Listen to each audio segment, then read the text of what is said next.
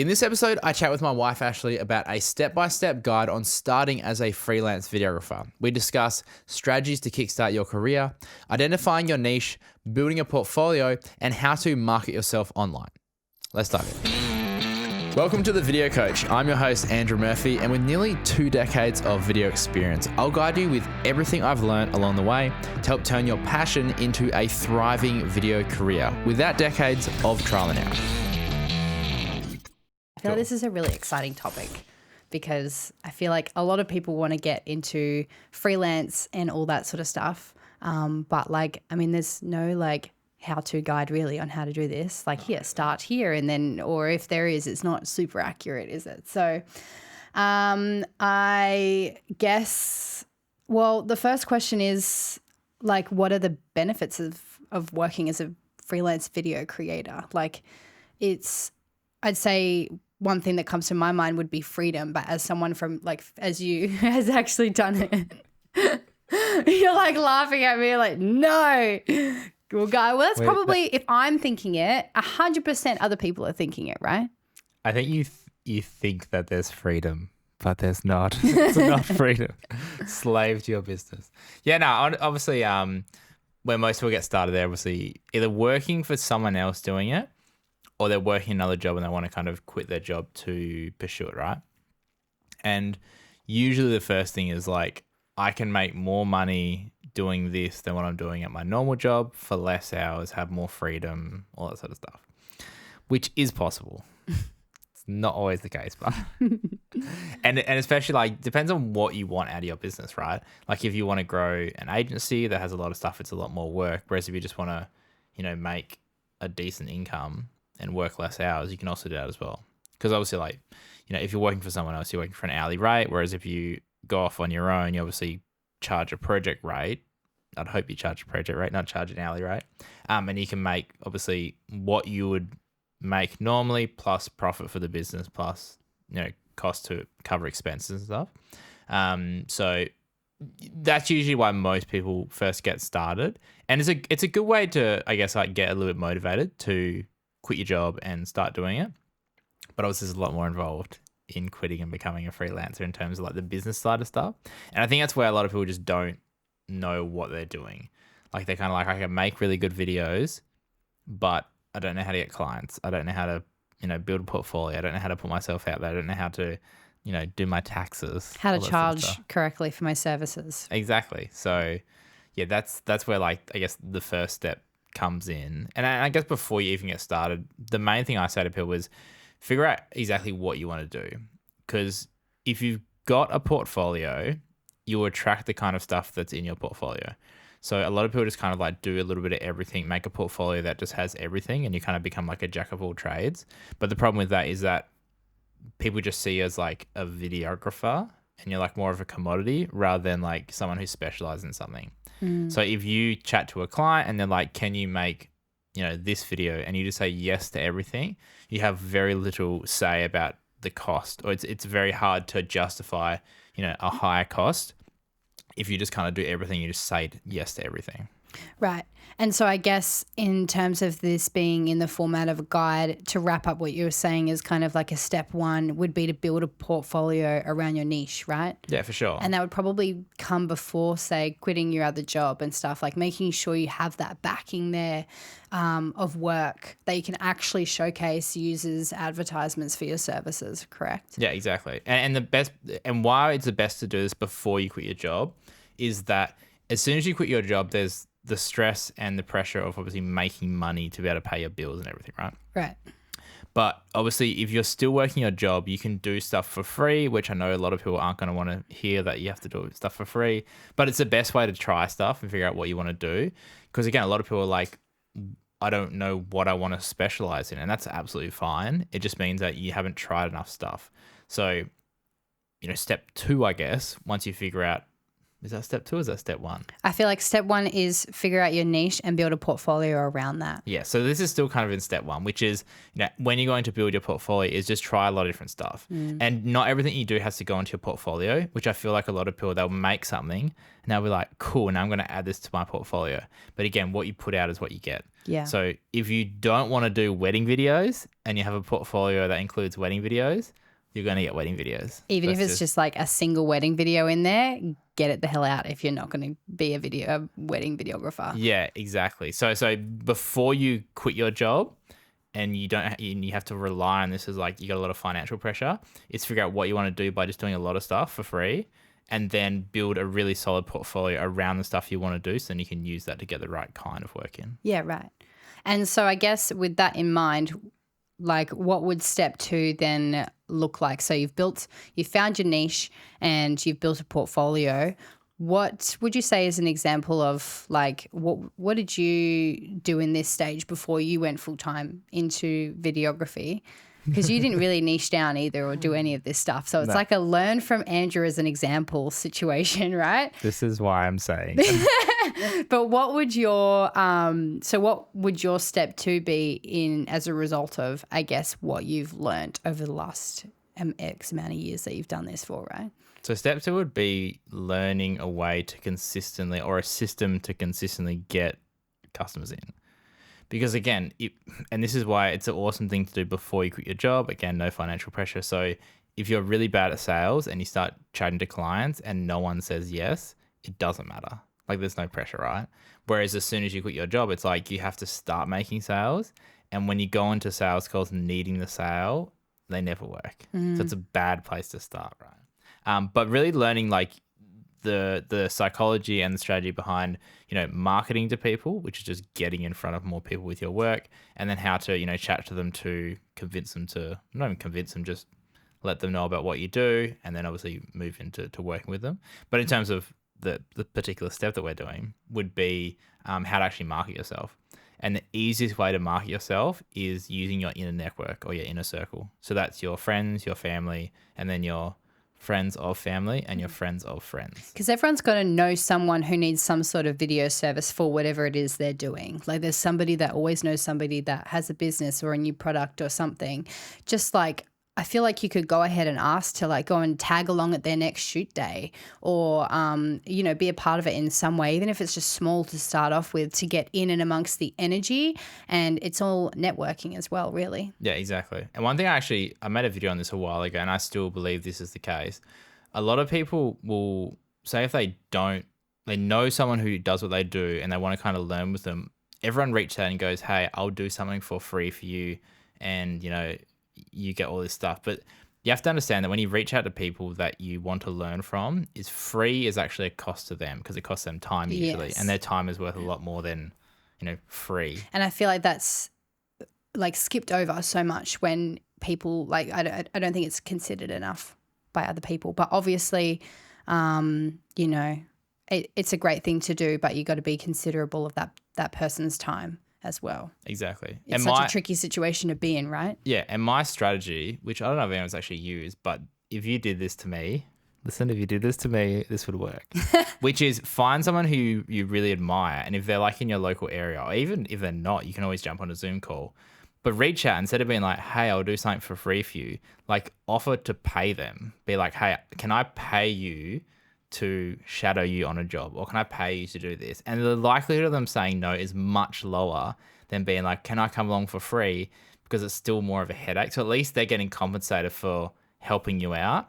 And honestly, the amount of stuff you'll learn by being in person with someone is far greater than just trying to watch courses online or anything like that. Yeah. Okay. So interesting question then for you. Mm-hmm. If someone was to be like, hey, I'm new into wanting to become a freelance videographer and I would love to learn from you. Mm-hmm. Can I buy you a coffee? No. Really? Well, you don't drink coffee. But yeah, because of that. But also think about this. Can I buy you a hot chocolate? but think about this, right? And you have to understand the psychology of this. So when you say, can I buy you a coffee in exchange for time, you're literally saying to the person, your time, so say it's a half an hour call, your time is worth $5. Yeah. So it's almost like I don't know the right word is, but it's like shitting on them, being like, this is how much I value you. You know what I mean? Whereas instead of being like, hey, all I've got is like $100. Can I like come into your studio? Or can I just shadow you? I'll give you some money so it's not a bit of a headache. And I just want to kind of like learn and ask a few questions throughout the day. Like you have a much higher likelihood of them saying yes than being like, can I come along for free? And you have to answer all my questions and look out for me and make sure I've got stuff to do and all this stuff. Yeah, for sure. And especially when that person could be a bit of a liability on a shoot day as well. I think it's important to keep that into consideration. Yeah. And also just being, like you're saying, being aware of what it is. So it's like, if it's a big client shoot, typically I won't have new people on the shoot. Because it's like you're saying, it is a liability. Oh, what 100%. if they say something wrong, or if they, break something? Or, there's so many things that could happen, and you obviously want to make sure that you're showing up your best to your clients. I think it's always good to reach out though in some way, shape, or form, right? Because you don't know what you don't know. So if somebody doesn't know that you exist as somebody who is interested in doing something, right? I feel like there is always opportunity, for example, to come and shadow on in-house shoots where there's very little liability and it's like not client-based, it's personal brand-based or whatever that is. Like if I know someone is interested in, learning how to assist or all that sort of stuff, then it's like, okay, well, we've got an in-house shoot on Tuesday at this time. Why don't you pop in and just watch what we do? I can answer your questions then because it's less of a, there's not as much at stake in this situation kind of thing. It's actually funny. That's how Max joined our team as well. Is it really? He reached out to me and was like, hey, do you need help? Like, can I come help? Oh, there you go. It works. I needed him help on a shoot, and I'm pretty sure he did it for free. And then eventually I was just like, you're quite valuable on the shoot, so can I pay you to come along and help us out? And then 12 months later, he's still sticking around. How the tables have turned, and now we need him. But we kind of have gone off a little bit on track. So marketing would be... And like I was saying, inner circle. So, and it's just people need to know what you do in order to help you. And your inner circle always wants to help you, right? Right. So if you said to your parents or your brothers or sisters, like, hey, I want to start making videos for these kind of people. Do you know anyone, like any of these kind of people? Mm-hmm. And the chances are they probably do know someone, or they can at least put you in touch with someone that does. Yes. And then it's just having that roll-on effect. And always just asking, always being open to be like, hey, do you know anyone? Like if you don't ask, you don't get. Exactly. Okay. So step 1 for the guide would be find your niche and build a portfolio on it, right? And then step 2 would be learn how to market yourself. And I feel like networking is a huge part of that as well. So that falls into step 2 as well. Sure. So once you've kind of combined those 2 steps, which essentially has like 4 elements to it, right? Mm-hmm. What would you say would be the next best thing to do as someone wanting to work in the business? You've made the contacts, or you're making contacts, you're putting yourself out there, you're hopefully marketing on your own social media platforms and all that sort of stuff. I guess that comes down to actually creating the work, right? So I guess the next step would come down to, you've got the job, you're creating the work, but also... I think step back. Oh, step back. Okay. What are we missing? This is assuming that people get work from doing that, right? Yeah, well, of course. Yeah. So there's a step missing in there, which is obviously sales. So marketing is getting in front of more people. Sales is obviously like converting them to customers. Right. And I feel like as videographers, because we're creatives, we often skip over this step because we're just like, my videos will do the selling for me. I'm really good, and people just see it and they want to hire me, which doesn't happen. So you have to understand that when you're making a video for a client or a brand, they don't actually care about the video. So a lot of people get stuck here where it's like, if I make a really good video, the client's going to want to pay me and they'll be stoked with it, which majority of the time is not the case. Right. Because if they're giving you money, they have to get something in return. Right. And often people don't just want to give money for a cool video. They want to get money or something in return. Right? Yeah. So this is where the sales portion comes in. So once you can start to have a conversation with people that are going to potentially turn to clients, if you get people that are like, I need this video, can you do it? No, like that's not the way it works. Because say if I came to you and I need a website video, and you're like, okay, cool, it's $1,000. And it's like, okay, cool. And then you make the video for me and I do it and it makes no difference to my business. It just cost me $1,000. Yeah. Now I'm going to be annoyed because you've made a video for me that hasn't actually helped me out. Right? Yeah. It just sits on your website. Exactly. And most people that come to, us and even freelancers is they go, I need this kind of video. And they come with the preconception that this is what someone's told me I need. So this is what I need. Whereas 90% of the time, what they think they need is not actually what they need. So then it comes down to, I guess, educating your potential clients, right, as Exactly. to what they think they need, what they've been told they need versus what you actually believe they need. Yeah. And I feel like as videographers, that's a really important distinction to make when bringing clients on board, right? Yeah, and you have to get clear. Like, I was literally writing a script this morning, which we're gonna use in our business, but it's the exact scenario of like if you went to a car mechanic and you're like, my car's making a noise, and they just go, sweet, you need a new engine, it's going to cost $7,000. Like, they don't ask you, where is the noise coming from? What's the noise actually, what is the actual sound of the noise? How long has it been happening for? Have you tried fixing in the past? Like, they don't dig into what's actually happening, and they're just trying to prescribe some solution that they don't know is going to fix the problem, right? Because people come to you with a problem, they want a solution, and they think that video is the solution, which it can be, but sometimes it's not as well. And I think that's where you have to start digging deeper and having what we call strategy calls in our business, but it's a sales call or even just discovery call. You have to figure out more about the business or the brand or the person to see if you can actually help them or not. And I think that a lot of people go into like sales calls thinking, I don't want to sell someone. I don't want to be a slimy salesman. The whole point of jumping on a call with someone is literally to figure out whether you can or cannot help them. Yeah. It's not to, like, the amount of calls that I jump on with leads that come in, and we get to the end, it's like, actually, we can't help you. Like, your problem is not going to get fixed with our solution, so we can push you to, other people that may be able to help you. But the only people we actually sell to is people that we genuinely believe that our solution can fix their problem. Yeah. Okay. So learning how to convert clients to customers, learning how to convert leads to customers would be step 3, sales. Yeah. Okay, cool. And just to play devil's advocate for a second. So obviously when you first created Arise Digital and you like really stepped into the videography space, you primarily ran your business back then off referrals. So basically pretty much every single client you had was based on referrals. So referrals do work. However, what you're saying, I'm assuming, is that it should never really be your primary source of sales. And referrals and word of mouth comes after. So it's never like you never start a business and you start suddenly making a lot of money from referrals and word of mouth because no one knows who you are. They don't know what you can do, right? Like, that's like a thing that comes later down the track. And I know a lot of business owners that run very successful businesses with referrals and word of mouth.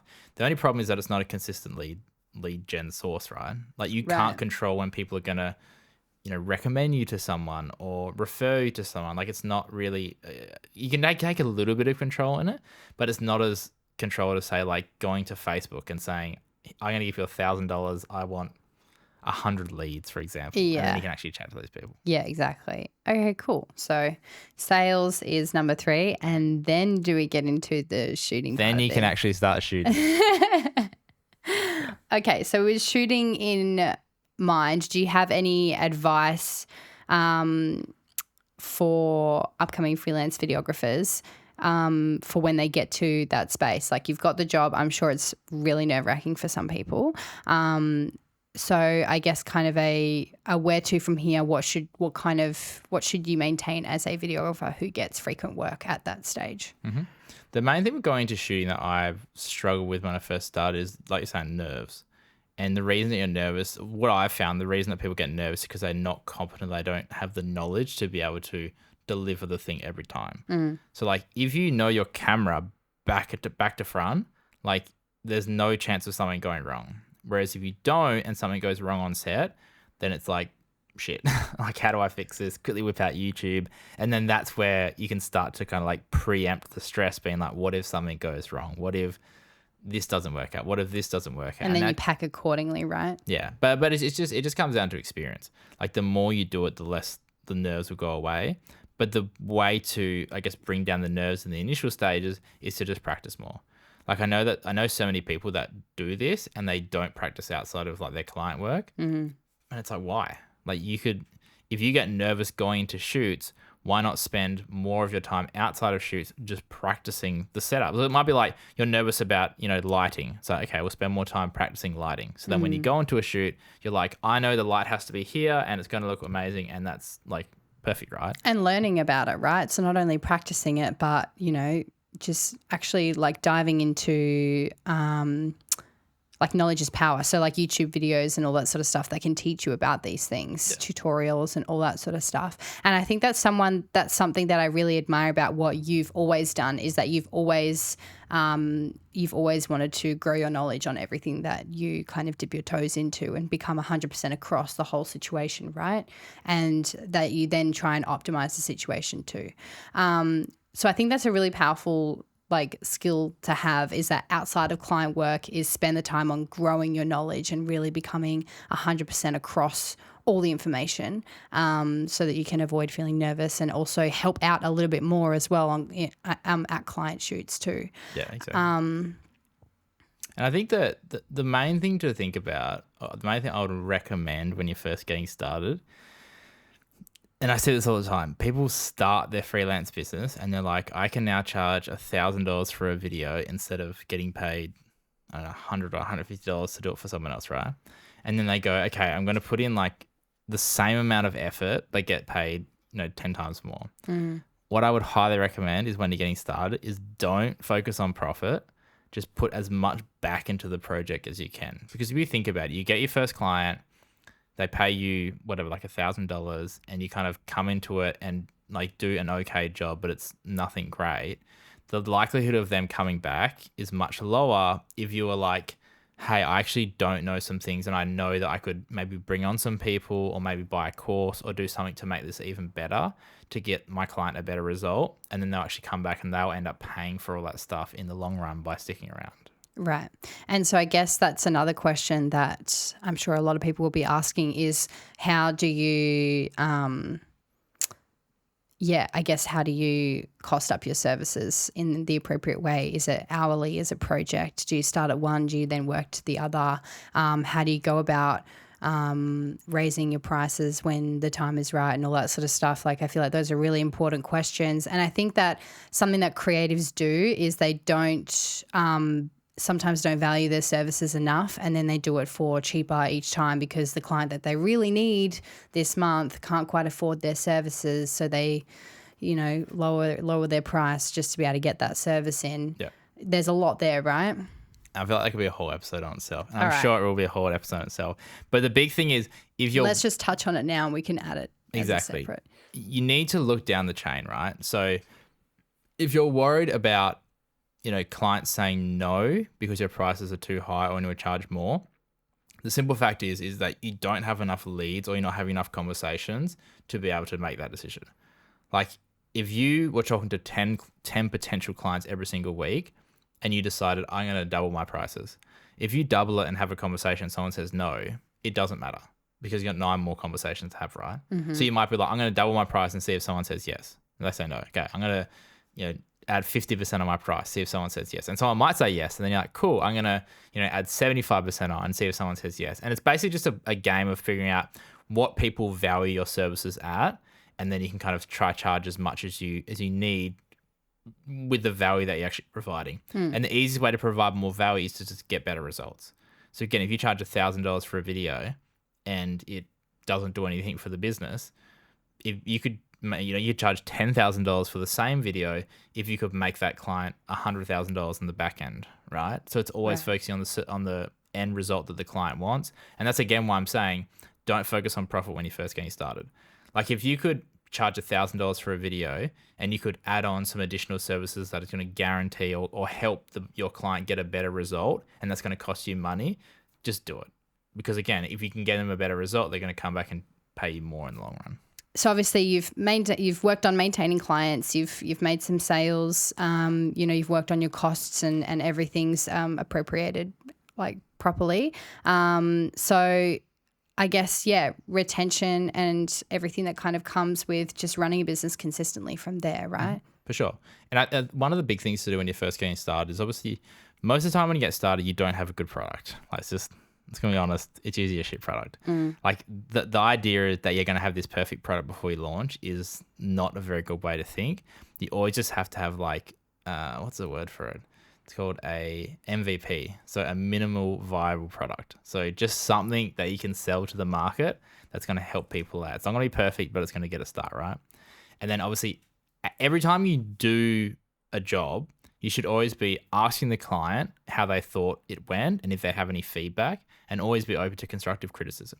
Like I used to always say when we first get it started, you know, like what could we add to this package to make it more valuable, or is there anything we could have done better to make it easier for you on the day? And a lot of the time they're like, yeah, I feel like we could have maybe done this, or we could have done this faster, or, you know, we could have, I don't know. You know what I mean? Like there's so many different things, but unless you ask again, you don't get the answers. And then you use that information to, you know, optimize and make your product better. Because if you're shooting with a lot of people and a lot of them are like, we love the videos, they're really good, but we're not getting as good of results as we were hoping, then you're like, okay, well, how can we get even better results for our clients? It might be, you know, like structuring the videos differently, or it might be focusing more attention on the hook, or where they're posting it. Maybe it's literally like you're making videos for clients and they're not getting results because they're just not posting it in the right places. Yeah. So maybe it's like you build a guide for them, which you give out for free. And it's like, after we've made the video, this is the strategy that we'd do to get it out on all these platforms at what frequency to get you the best results. Yeah, 100%. And I think being like, to tie it all in together is being just a super valuable person to them, because I guess when it comes down to all these steps to becoming a freelance videographer, I think that if you can be as valuable as possible to people and people see that, they will hire you every time, and they will pay you whatever every time your price is raised. They'll meet that because they know that you're the most valuable person to them in their business, right? Because you've helped them achieve what they're wanting as well. Yeah. And the way to think about it is like, a really good analogy I heard on a podcast was like, when your phone, like when your credit card lapses or your card lapses on your phone, like you call them and you're like, I need to update my details now so I can get my phone back online. Like you need to think about your business in that way. Like if you can be so valuable to your clients because they need you as an integral part of their business, like if they have something that they need help with, they're going to reach out and be like, hey, I've got this idea. Can you help with this? And they're going to be actively contacting you to figure out what the next project is, right? And that's where you want to get to the stage where you're so valuable that people are reaching out to you rather than you having to reach out to other people. Yeah, you're like the non-negotiable in any upcoming project or whatever that looks like, for sure. Yeah, exactly. So if we're to wrap up this kind of step-by-step guide for anyone who wants to become a freelance videographer, the first step would be find your niche and build a portfolio around that. The second step would be marketing and networking. I feel like those are two in the same. The third step would be sales and actually getting clients. And then the fourth step would be, once you've got the clients, you're doing the shoot, build your knowledge and continue to build on your knowledge. But also to add to that as well, because around building your knowledge and being in a space where you're like, you've got clients and you're shooting, you're obviously, your passion has become your everyday workday, right? But also like do stuff outside of those shoots that are for you, because at the end of the day, it's your hobby and it's your passion. So why would you not want to create your own stuff and all that sort of stuff? So I think that's a really important step as well. Yeah, and being able to do stuff outside of client stuff is where you can experiment. Like I always say to people, I know people that do it and I cringe every time. Like I could never do this, but don't experiment on your client shoots. Yeah. Like they're paying you to get some sort of result. Yeah. Don't like do it on your own time, and then once you can actually see like a tangible difference or a tangible result, then it's like, okay, cool. We're going to implement this in our clients to help them get an even better result. Yeah, exactly. And step 5 comes down to the retention of your clients, hey? Yeah, and just ask. Like at the end of the shoot, be like, hey, cool. Like obviously if they enjoyed it, then you can be like, do you have any other projects that are coming up? Like, is there something else we can work on? Again, if you don't ask, you don't get. And also even just be like, is there anyone else you know that could benefit from our services? Yeah, exactly. And if they had a good time and they do know someone, obviously they're going to recommend you for sure. Yeah, and reviews, right? Google reviews, all that sort of stuff. It all, that I feel like all fits into that step 5 in terms of retention and getting more clients as well. To grow your services and grow your product. So There we go. That's our 5-step guide to becoming a freelance videographer.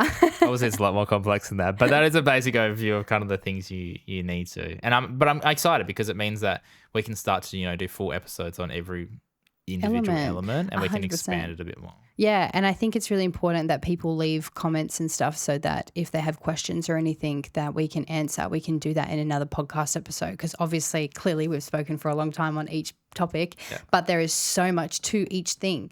It's never just as easy as just here's step 1, here's step 2. It's just there's so much to consider and so much to think about, different angles of coming at things. So, any questions and stuff are always welcome. For sure. And if you did enjoy this episode, make sure to, I don't even know what it is. I don't think it's like and subscribe. Whatever the podcasting things are, rate and review. I think that's what people normally say. Well, you can subscribe to a podcast, can't you? Yeah, you can subscribe on YouTube. Yeah, there you go. But in terms of like the audio platforms, if you're listening to this in audio, all the things. Yeah, please save and all of the things. We'll get better at this, I swear. Yes. All right. Well, thanks for tuning in, guys. Really appreciate it. We'll see you on the next episode. Bye.